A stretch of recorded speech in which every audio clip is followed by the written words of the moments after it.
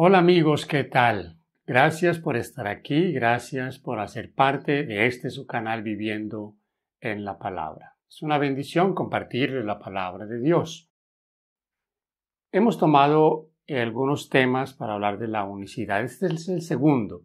Queremos dejarle la descripción allí para que ustedes escuchen esa parte. Allí hablamos de las inconsistencias de la doctrina de la unicidad. Quiero decirles, no estamos atacando a las personas, sino hablando de estas creencias que de alguna manera no son inofensivas como algunos creen. ¿Por qué? Porque un error lleva a otro error.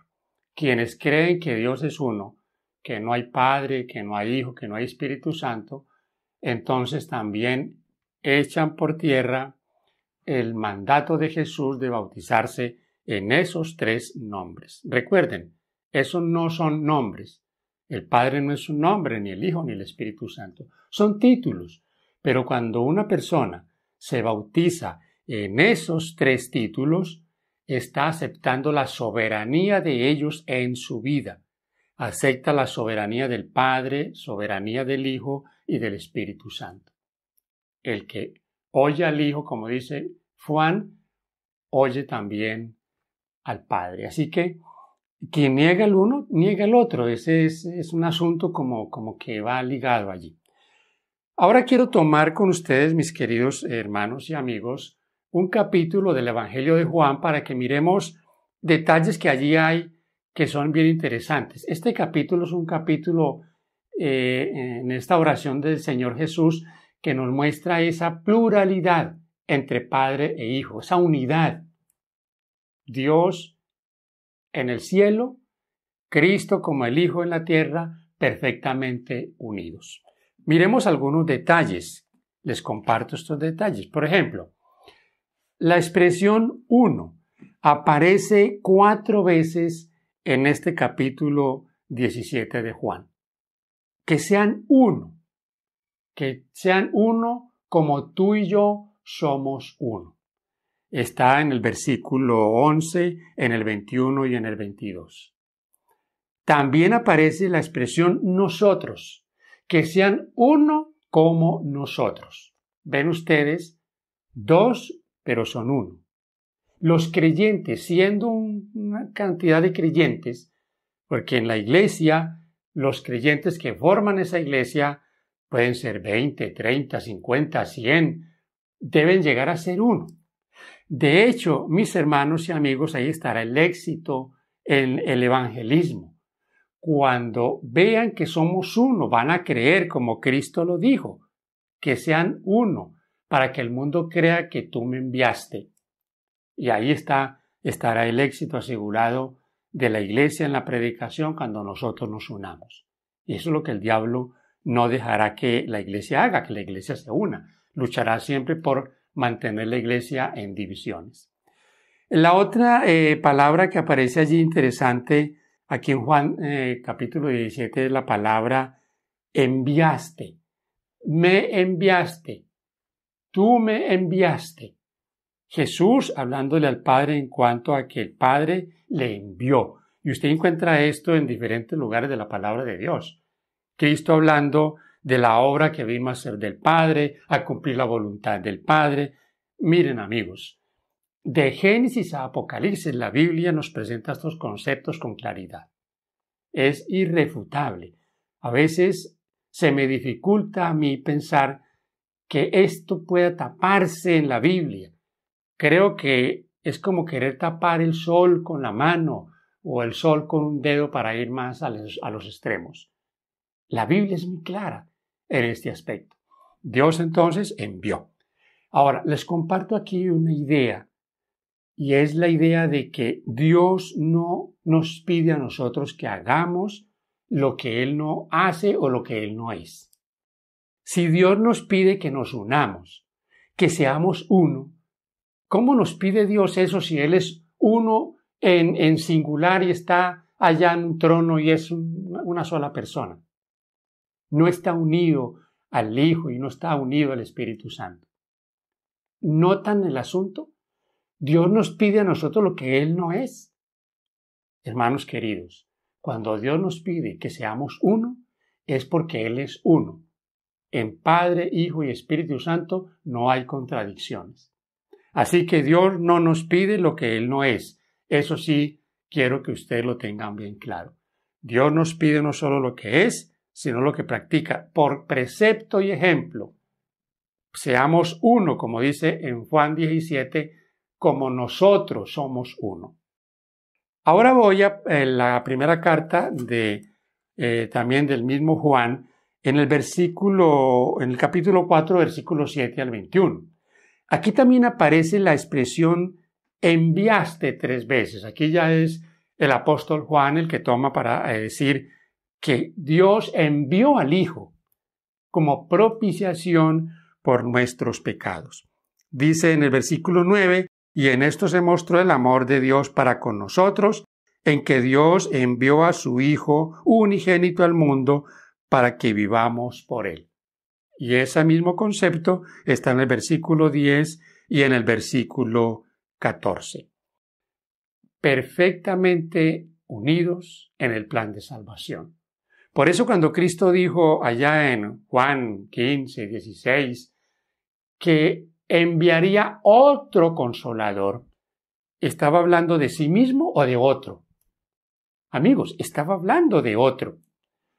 Aquí ahora les quiero compartir a ustedes también el concepto de eso de unidad, cómo nosotros debemos de entenderlo.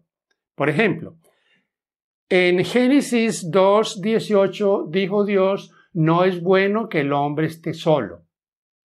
No es bueno que el hombre esté solo, le haré ayuda idónea para él. Y también dice allí en Génesis que el hombre dejaría padre y madre, se uniría a su mujer y serían los dos una sola carne. Este concepto nos lo repite Cristo en Mateo capítulo 19, versículos 5 y 6, hablando de esa unidad que debe existir entre una pareja que se une en los santos vínculos del matrimonio. ¿Cuántos son? Ellos son 2. Pero, ¿qué deben ser en cuanto a su vida ya ahora como pareja? Deben ser 1. ¿Ven ustedes? Es una pluralidad de 2 personas, pero deben de ser 1. Estar unidos, no haber en ellos contradicciones o no haber en ellos cosas que les impidan la armonía. Ese concepto es el mismo concepto que maneja Deuteronomio 6:4. Cuando en Deuteronomio 6:4 dice, oye Israel, Jehová uno es, no está hablando en número, sino en unidad. Jehová uno es. Y de hecho usted encuentra esos conceptos una y otra vez. Encuentra el concepto de Dios hablando del Hijo, el Hijo acercándose al Padre, Jesús orando al Padre, una y otra vez. Así que es un asunto bien claro en la palabra de Dios. Esa idea de unidad, el apóstol Pablo en 1 Corintios 1:10 nos la expresa claramente. Nosotros debemos estar unidos en doctrina, en lo que creemos, unidos perfectamente en Cristo y seremos entonces en una unidad tal un cuerpo poderoso que amonestará al mundo. No amonestará al mundo tanto por lo que dicen, sino por lo que son, cuando estén realmente unidos. Ahora, mis hermanos y amigos queridos, termino dándoles otra idea. Juan 3:16 dice que de tal manera amó Dios al mundo que ha dado a su Hijo unigénito para que todo aquel que en él cree no se pierda, mas tenga vida eterna. Lo que dice el apóstol Juan allí es que Dios o Cristo mismo dice, Dios dio a su Hijo. Si la idea unicitaria de que Dios se ha transformado en diferentes formas o modos, entonces el concepto de que Dios dio es un engaño. Dios no dio nada. Simplemente se transformó, tomó una forma según la necesidad para presentarse al mundo. ¿Saben ustedes? Algunos creen que si Dios son 3 personas, entonces Dios ha perdido poder, Dios ya no es el Dios poderoso del que la Biblia habla. ¿Saben ustedes? Ahí es donde está el secreto de la grandeza de Dios. Por eso, el Señor Jesús, allá en Juan capítulo 17, en el versículo 5 dice: Padre, glorifícame con aquella gloria que yo tuve a tu lado antes que el mundo fuese. Ven ustedes esa pluralidad y cómo Dios, que compartía su gloria con su Hijo, Dios, esto lo hace realmente el Dios al que nosotros servimos. Mis queridos hermanos y amigos, gracias por estar aquí, gracias por compartir el mensaje. Quiero decirles, tengo amigos, tengo familia aquí en Colombia, en la Iglesia Pentecostal Unida. Me llevo con ellos muy bien, aunque no creamos las mismas cosas, nos amamos como lo que debemos ser hijos de Dios. Que no compartamos estas ideas y que les compartamos lo que la palabra de Dios dice, no quiere decir que les estemos atacando.